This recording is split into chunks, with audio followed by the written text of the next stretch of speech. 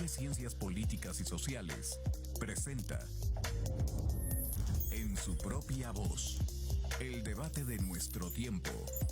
Un programa de análisis y reflexión de la agenda política y mediática de México y el mundo. Con Marta Gloria Morales Garza, Efraín Mendoza Zaragoza, Marcela Ávila Egleton y Antonio Flores González. Comenzamos. Bienvenidos al debate de nuestro tiempo. Hoy es martes 5 de noviembre 2024. Gracias a usted que nos ve a través del 24.1 de televisión abierta, TV UAC. Y desde luego a usted que nos escucha a través del 89.5 FM de Radio Universidad. En vivo desde el Cerro de las Campanas. Y bueno, pues hoy hay que ocuparnos de esos temas que son noticiosos o que se ubican como un asunto de incluso trascendencia nacional, pero que a veces, si lo dejamos en lo noticioso y no procuramos la perspectiva de más largo aliento, pues se puede perder la oportunidad de darle una perspectiva a eso. Y bueno, un tema que parece un dolor de cabeza para el conservadurismo local es el de la interrupción legal del embarazo, el aborto. Y para eso, pues, agradezco su presencia en el estudio de Maricruz Ocampo Guerrero, activista, abogada y desde luego directora de Aliadas Incidencia Estratégica en Querétaro. Bienvenida. Muchas gracias, muy buenos días. El tema lo has acompañado hace muchos años y es un tema que pues es un forcejeo entre los derechos y la moral de algunos. Pareciera que siempre me ha llamado la atención porque en Querétaro al panismo local le cuesta trabajo este tema, quién sabe qué le remueva, pero son asuntos en los que difícilmente se avanza. Y esta semana pues aportamos una noticia nacional que fue el caso de Esmeralda, una menor de 14 años que en el municipio de Huimilpan pues se vio envuelta en una carpeta de investigación, acusada de homicidio, pero que llama la atención cómo pareciera que es necesario que un caso tan dramático como este se vuelva mediático, intervengan las autoridades políticas para que se resuelva y se encauce debidamente. ¿Qué balance tienes, Maricruz, particularmente de este caso? Bueno, primero tengo que decir que en Querétaro a veces tenemos tanta moral que la tenemos doble, ¿no? O triple. Nos alcanza para muchas morales. Sí. Y el tema del aborto es un tema que genera mucha controversia porque hemos estigmatizado un término médico y lo hemos convertido en un término jurídico. ¿Qué quiero decir con esto?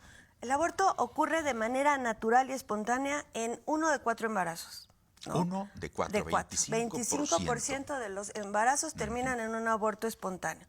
Y el aborto, literalmente en términos médicos, es la interrupción del embarazo en cualquier momento de la gestación. Eso es, pero es un término médico. Pero lo hemos trasladado a jurídico y además le hemos dado el mismo nombre a un delito que a un derecho. Y eso pues está generando una enorme confusión con todo lo que ocurre.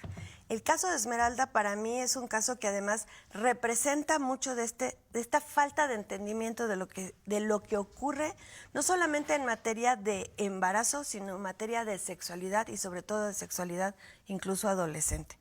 Sí quiero decir primero que nada que yo no acompañé el caso de Esmeralda, no he leído la carpeta y no puedo opinar de lo que está ahí porque no lo conozco. Pero el hecho de que se haya tenido que volver nota nacional y que la solución haya sido política y no jurídica debería de hablarnos mucho de qué es lo que nos está haciendo falta en el Estado en materia de normatividad para regular, para poder atender este tipo de situaciones. Porque esta niña de 14 años fue denunciada no por aborto, por homicidio. Y eso lo hace todavía más grave.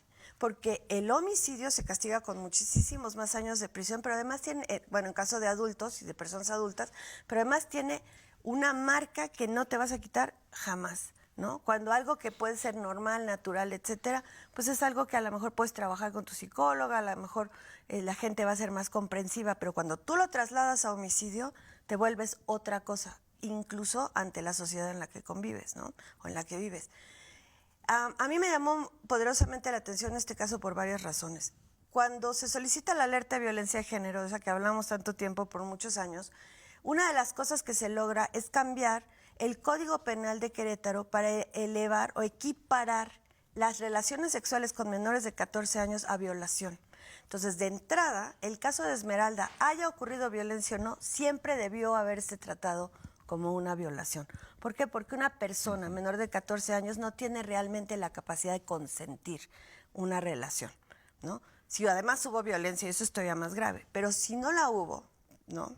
Dándole razón a las autoridades de que no hubo una violación como tal, el hecho de que ella haya sido menor de 14 años, en el momento en que ocurre la relación sexual, lo trasladaba a violación equiparada y se tenía que haber investigado de oficio. Entonces eso nos habla, ¿no? Nos habla también de cómo hemos trabajado el tema del embarazo infantil, porque es un embarazo infantil. La Organización Mundial de la Salud, el Seguro Social, el ISSSTE y todo te van a decir que un embarazo en una menor de 15 años siempre es un embarazo de alto riesgo. Entonces no estamos atendiendo esa parte. Y yo me pregunto, ¿dónde estaban quienes tenían que haberle dado educación sexual integral?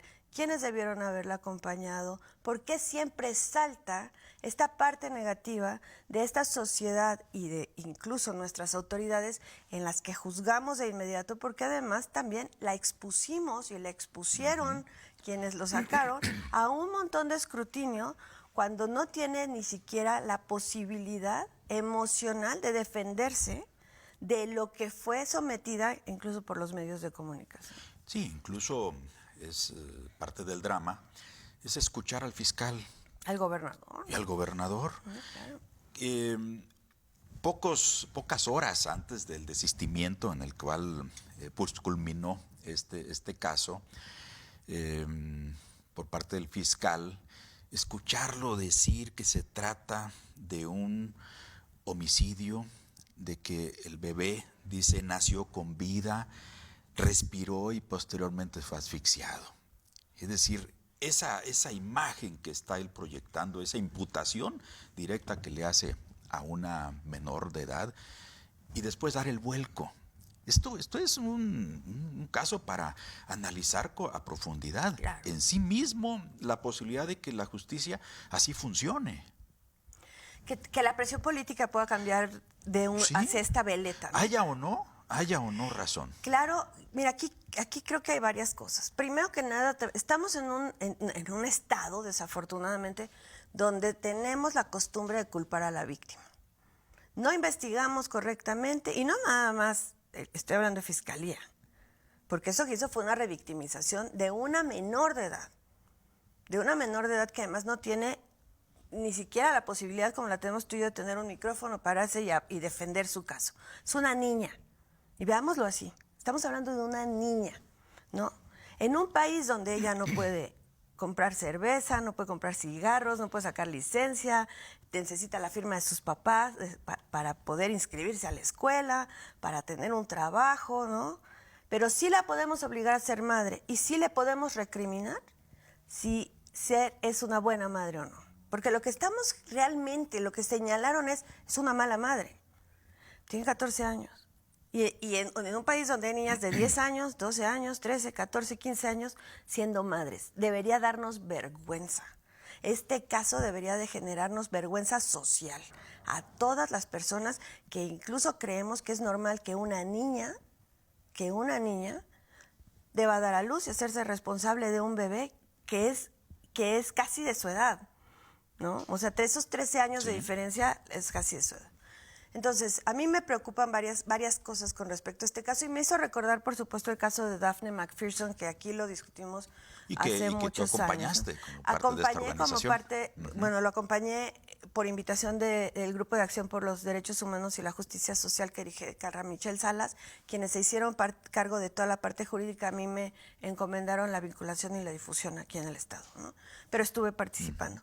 y lo conozco de cerca y además sé que de ahí surgieron incluso tesis aisladas. Para los que no saben, son estos lineamientos que dan los tribunales para cómo debemos responder, ¿no? Sentó precedente, pues. Sentó, sí, claro, O sea, claro. Fue de tal relevancia que... Y además, otra vez, caso nacional, incluso internacional, Sí, ¿no? Eso se queretano. cubrió por el Guardian de Inglaterra, lo cubrió BBC, o sea, fue una cosa, y Querétaro. Un caso de San Juan del Río. Muy similar a esta historia en el que una mujer está embarazada, da a luz en unas situaciones muy desafortunadas. Normalmente estos que se llaman partos fortuitos se dan en baños y donde no tienen atención médica, donde no hay acompañamiento, donde no hay nada. Y a quien se señala como la responsable de la muerte de los bebés que nacen, que normalmente es el 75% de los bebés que nacen en estas situaciones mueren.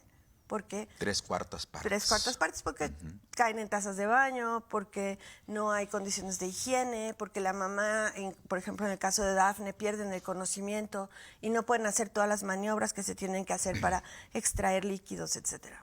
Este caso es muy similar, pero además estamos hablando de una niña. ¿Y qué pasa?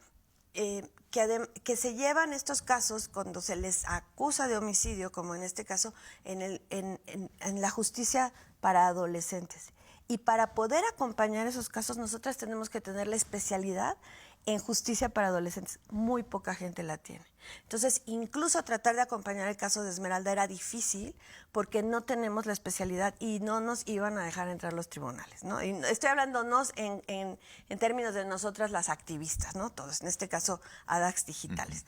En el caso de Dafne, una de las cosas que se identificó fue que Fiscalía no aplica perspectiva de género. Han mejorado, sí. De los casos de feminicidio que, por ejemplo, a mí me han llegado últimamente, yo puedo leer en las carpetas, pues que están haciendo más en apego a los protocolos. Pero estos casos les vuelve a pasar lo mismo, ¿no? Se juzga a la madre, no se utilizan las mejores periciales para determinar las causas de la muerte, porque estamos hablando de un neonato, ¿no? Que tiene, a lo mejor, que vive segundos, si es cierto que vivió, con médicos y paramédicos no especializados, como ocurrió en el caso de Dafne, ¿no? Y que normalmente se dan en el aislamiento. A lo mejor está alguien de la familia, pero no hay el equipo, no hay médicos, no enfermeras, etcétera, ¿no? Para atender. Por eso me parece que este caso ya lo habíamos visto. Ya habíamos vivido una situación similar y se volvió a agravar por una investigación, en mi opinión, errada de la Fiscalía. Este caso ocurrió en 2015. Sí, y se juzgó fue en 2016. sentenciada a 16 años. Así es. Fue liberada finalmente. Se habló en aquel momento, Maricruz, de que se exigiría que la Fiscalía asumiera la responsabilidad tanto en el sentido de ofrecer una disculpa pública como de ahora sí que ser demandada. Una reparación del Una daño. reparación del daño. ¿Algo de esto ocurrió? Eso es un juicio que se lleva aparte, es una corte civil y esto está en procedimiento ¿Está todavía. en procedimiento Así todavía? Es, sí. ¿Y qué tiempos tiene para quedar resuelto? Y fíjate que no lo averigüé, le puedo preguntar porque también lo está llevando al grupo de acción, pero no te podría decir exactamente. Pero sí, eso es una de las cosas que está todavía. Y lo menciono en procedimiento. porque a lo mejor el que no haya consecuencias, ¿sí? En el caso de Dafne, pues va generando ese esquema de impunidad para que se puedan abordar de la misma manera errada o malintencionada un caso nuevo. Fíjate que el caso de Dafne tiene algunas aristas. El hecho de que ella haya estado en prisión por 3 años, o sea, hace una diferencia. Ella a su hija Lea no la vio por 3 años. Ella tenía 5 años cuando Dafne entra a prisión y sale cuando ya tiene 8, ¿no? Entonces es un periodo importante en la vida de esta niña que se afectó, etcétera. Entonces la reparación del daño en ese caso es muy particular porque estuvo privada de la libertad. En el caso de Esmeralda, por lo que hemos escuchado y además lo que también dijo Citlali Hernández y dijo el mismo fiscal y el gobernador, es que ya se inició la reparación integral del daño. Hay una ley específica, la Ley General de Víctimas, que te dice cuáles son las acciones que las autoridades tienen que hacer para repararlo. Afortunadamente, Esmeralda pasó de agresora, de ser una persona señalada de cometer un delito, a víctima, lo que debió haber sido desde el principio. Claro. Pero aquí hay más víctimas. Sus papás, en este caso su papá y su hermana, pero también la comunidad en la que ella se desenvuelve, la comunidad en la que ella hace su vida cotidiana, tiene que también ser intervenida por parte de estas autoridades, en este caso la Comisión Estatal de Víctimas, para recuperar y tratar de retejer ese tejido social que se afectó, porque seguramente ocurrió también esta división entre los que creían que ella era una asesina y las personas que la defendían. Claro. ¿Cuántas mujeres hoy en el estado de Querétaro son sujetas de alguna investigación criminal por el delito de aborto? Fíjate que no lo sabemos. Si tú lees lo que dice el secretario ejecutivo del Sistema Nacional de Seguridad Pública, hay varias carpetas de investigación abiertas por aborto. Hablan de 30 y tantas. Siempre pensamos que es contra las mujeres, pero entendamos que como está el código en el estado de Querétaro, se pueden abrir carpetas de investigación en contra del personal médico también, se pueden abrir en contra de las parejas, se pueden abrir en contra de personas que han obligado a las mujeres a abortar. Entonces no lo sabemos porque no tenemos acceso a la carpeta y no está diferenciado si es contra ellas. Ahora, ¿qué ocurre en el caso de las mujeres que pudieran estar señaladas por esto? Porque por eso te digo que hay que distinguir el aborto derecho y el aborto delito, y esto nos genera mucha confusión. De acuerdo con la Suprema Corte de Justicia de la Nación, en la sentencia del 7 de septiembre del 2021, que fue en la que se pronuncia y dice, a ver, es inconstitucional proteger la vida desde la concepción y además es inconstitucional castigar a una mujer que aborta. Lo que dijo la Corte es, hasta ciertas semanas, la Corte maneja entre 12 y 14 semanas, una mujer tiene el derecho de decidir, porque es el cuarto constitucional, y entonces todas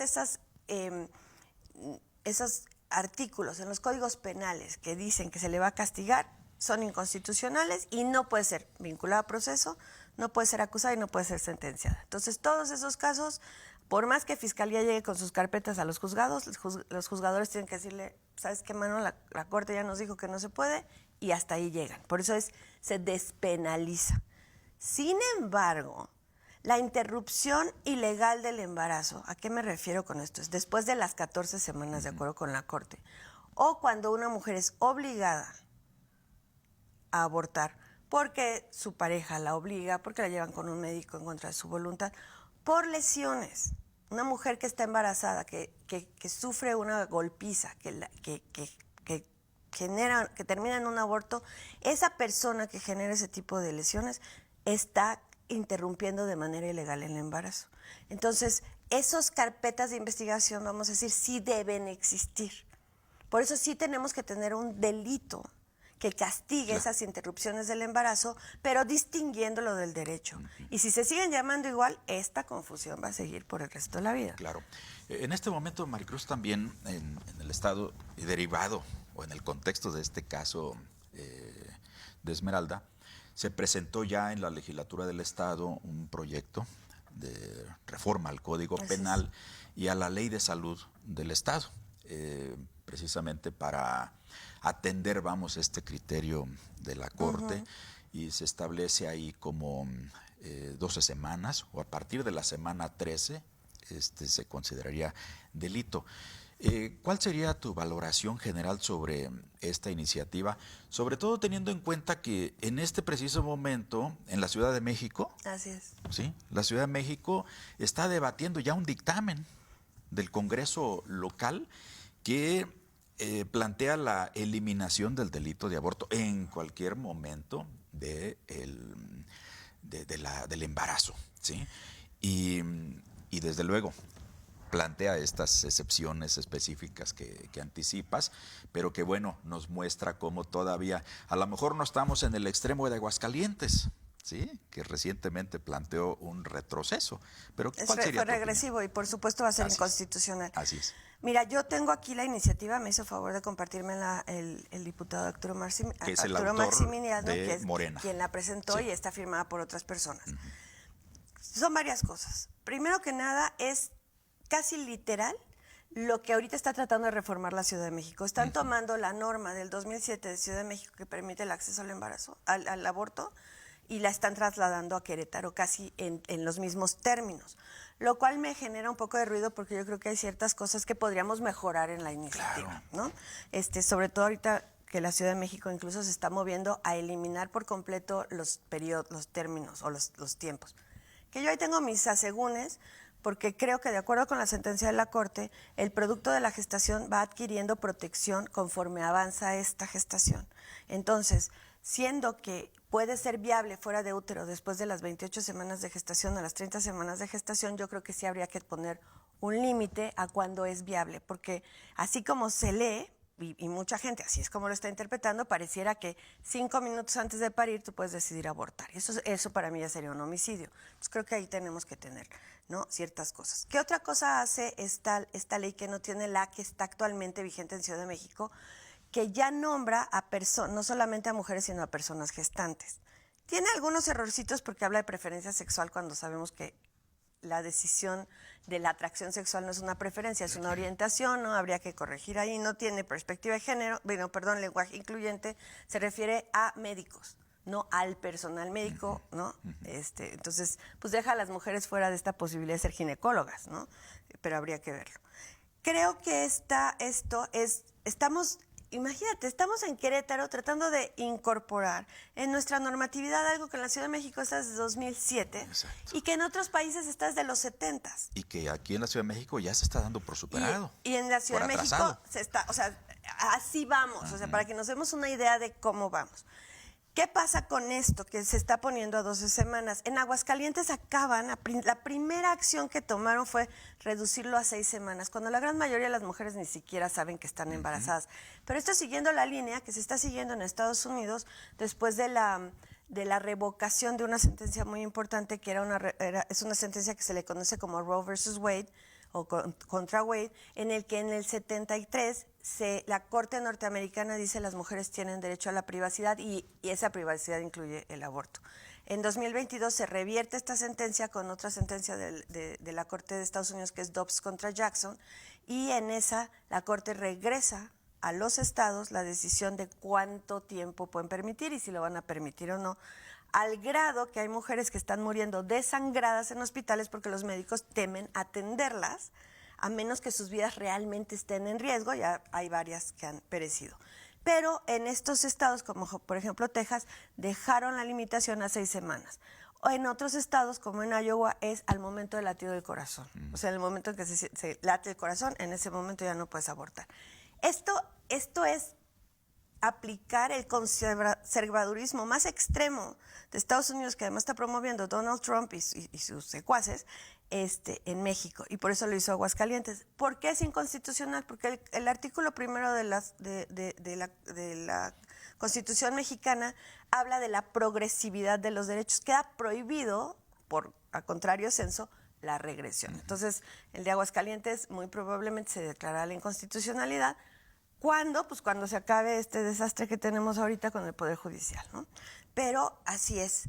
Entonces, en Querétaro yo creo que tenemos que ir más allá. Si tenemos la posibilidad de hacer una buena norma, hagámosla. Pues sí. ¿No? ¿Qué cosas no incluye esta normatividad? No incluye, por ejemplo, agravar el feminicidio cuando una mujer estaba embarazada y fue asesinada. Porque realmente estás terminando con una vida que ella había decidido proteger y debería de castigarse también por la interrupción del embarazo a esa persona que la asesina. Lo que te decía de las lesiones, una persona que lesiona a una mujer que está embarazada y le provoca el aborto debería de ser castigado no por las lesiones, porque esas lesiones que tardan 15 días en sanar, pues ni siquiera te llevan a prisión, ¿no? Se pueden arreglar en mecanismos alternos, pero por la interrupción del embarazo de un producto que ella había decidido proteger. Entonces hay varias cosas, ¿no?, que tenemos que incluir aquí. Ojalá y en un parlamento abierto, que entiendo que, ojalá, que se abrirá para el análisis de esta iniciativa, pues puedan estos aspectos pues incorporarse. Y si bien tenemos que ser realistas y a lo mejor la Ciudad de México nos queda todavía a 3 horas de distancia, y tan lejos pero en el a tiempo. 3 años luz de distancia, ojalá y cuando menos se dé este paso que adelante. Y bueno, pues ahora sí, mira, que agradecerte. Que en términos de iniciativas esta es de las mejores que se han presentado, porque no es la primera vez que se presentan. Sí. En la legislatura pasada Polo Hospital también la presentó y ha habido antes, ¿no? Sin embargo, no voy a cantar victoria, porque no se han podido poner de acuerdo para hacer las comisiones y llevan un mes, por supuesto esto creo que nunca se va a discutir. Va a ser muy complicado y pues bueno, agradecerte, Maricruz Ocampo Guerrero. Muchas gracias. Activista, abogada, conocedora de estos temas, por tus amplios conocimientos que compartes con nuestra audiencia. Y a ustedes muchas gracias, nos vemos el próximo martes. La Facultad de Ciencias Políticas y Sociales presentó En su propia voz, el debate de nuestro tiempo. Un programa de análisis y reflexión de la agenda política y mediática de México y el mundo. Con Marta Gloria Morales Garza, Efraín Mendoza Zaragoza, Marcela Ávila Egleton y Antonio Flores González. Gracias por acompañarnos.